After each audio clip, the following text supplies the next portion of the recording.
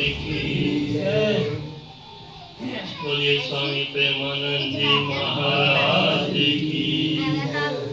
बोलिए संत देवानंद जी महाराज की।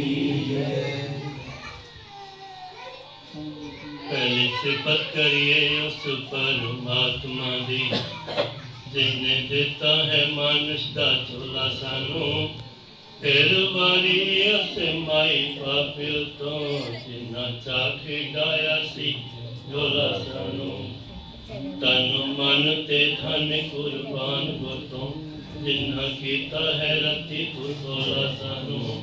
ओ घड़ी ते दिन वडे भाग वाले जदों मिला सी साधा दा टोला सानू।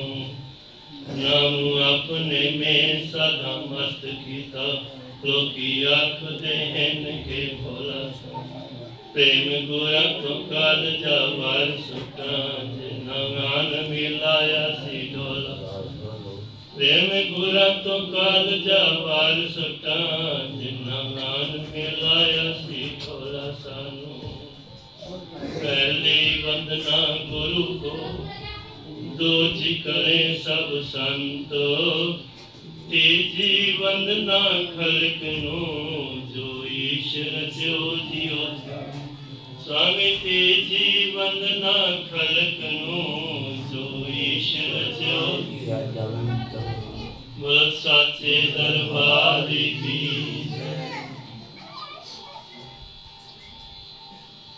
बहुत अच्छा समा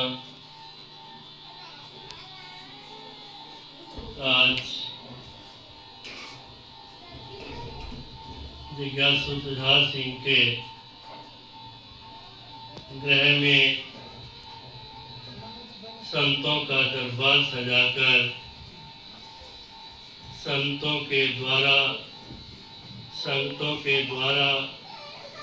सत्संग प्रवचन करवाकर अपने व अपने पूर्वजों को निहाल कर रहे हैं।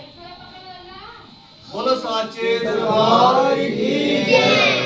कहते हैं राजा भागीरथ की तरह स्वर्ग से हम गंगा लाकर अपने पूर्वजों का उद्धार तो नहीं कर सकते, लेकिन इस तरह गुरुदेव का दरबार सजाकर सत्संग कराकर हम अपने व अपने दिवंगतों की आत्मा को शांति जरूर पहुंचा सकते हैं। बहुत अच्छा सत्संग बहुत मुश्किल से मिला करता है। सत्संग के बगैर जीव का उद्धार भी नहीं हो सकता। जब तक जीव जो है गुरुदेव की शरणागति नहीं लेता, सत्संग का आसरा नहीं लेता, उस जीव का कभी भी उद्धार नहीं हो सकता। जिसकी जिंदगी में सत्संग नहीं आया, उनका कभी विवेक भी नहीं जाग सकता। वो बुरे बुरे रास्ते अपनाने लग जाते हैं। जब सतगुरु हमारी सम्मुख में आ जाते हैं,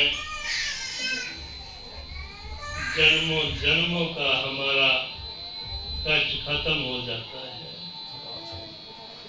जरूरी नहीं कि कोई संत आपके पास आकर आपके मस्तक पर हाथ रखे, आपको आशीर्वाद दे। संत तो अपनी नजरों से ही निहाल कर दिया करते हैं। नजरें इनायत हो, अपने आप को ऐसे काबिल करें कि संतों की निगाहों में हम बने रहें।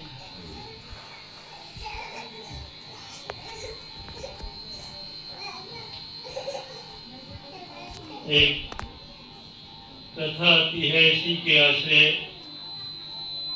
सामर्थ गुरु रामदास जी हुए हैं। सामत गुरु रामदास जी हुए हैं, वो मध्य प्रदेश से चल के काशी के अंदर आए। उनके साथ एक छोटा शिष्य ब्रह्मचारी उनके साथ था। काशी में रात को विश्राम किया। सुबह उठकर गुरुदेव ने कहा शिष्य को, ब्रह्मचारी इस नगर के अंदर जाओ, एक पंडित गंगाधर बहुत विद्वान है, आप उनके घर से भिक्षा लेके आओ। गुरुदेव का कहना मानकर शिष्य जब चला नगर के अंदर, ब्राह्मण देवता के घर के आगे पहुंचा, आवाज लगाई कि भिक्षाम देहि। अंदर से पंडित गंगाधर जी आए, भिक्षा देने लगे। उससे पहले पूछा, ब्रह्मचारी तू कहां से आया है?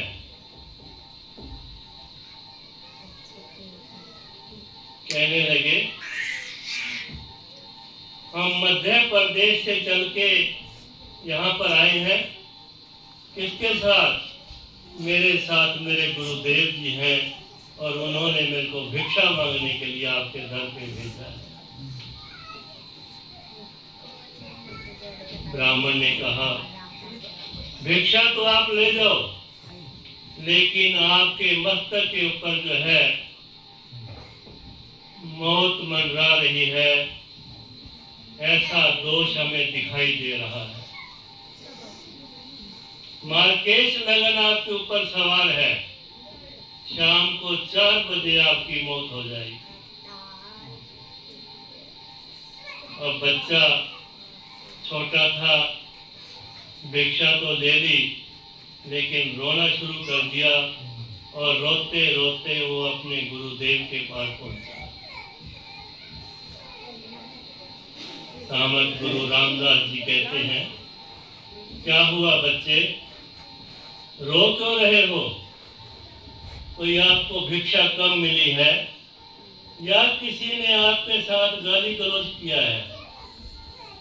नहीं गुरुदेव, मेरे को ना तो भिक्षा कम मिली है, ना किसी ने गाली गलौज किया है, किसी ने कुछ नहीं कहा, लेकिन जिनके पास आपने भिक्षा लेने के लिए भेजा था, उन्होंने कहा आपके ऊपर मार्केश लगन सवार है और शाम को 4 बजे आपकी मृत्यु है। क्या करूं गुरुदेव, मेरा घर भी बहुत दूर है यहाँ से, मैं पहुंच भी नहीं पाऊंगा और यही चिंता मेरे को सता रही है। बहुत बड़े विद्वान थे वो, उन्होंने पूरी दृष्टि से देखा था कि इसके ऊपर मार्केश लगन है। अब जिसकी मृत्यु शाम को 4 बजे हो, वो तो सुबह से ही तिल तिल मरना शुरू कर देगा।